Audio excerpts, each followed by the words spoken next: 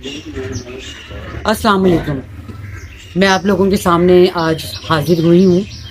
मैंने कुछ दिन पहले अपनी फेसबुक के ऊपर एक पोस्ट लगाई जिसमें मैंने अपने घर के हालात आप लोगों के सामने रखे कि जिन लोगों के साथ मैंने जालिब साहब के हवाले से काम किया, जिन लोगों के साथ उठी बैठी फ़ोन किया, उनको राब्ते भी मैंने किए, उनको बताने की कोशिश भी मैंने की।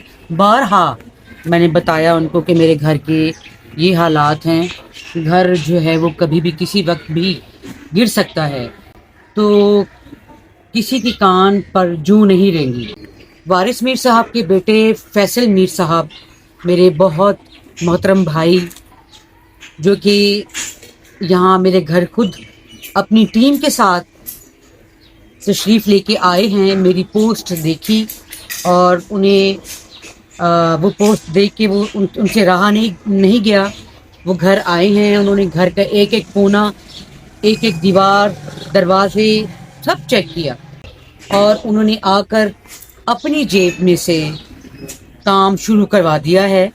आप देख सकते हैं और मैं उनकी तहे दिल से शुक्रगुजार हूँ। अगर वो चाहते तो पूरा मीडिया अपने साथ लेके आते और लोगों को दिखाते कि मैं जालिब साहब के घर पर काम शुरू करवा रहा हूँ।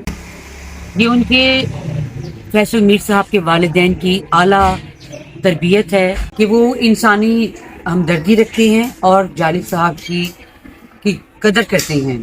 ना ही उन्होंने कोई मीडिया का सहारा लिया, खामोशी से आए और काम शुरू करवा भी दिया।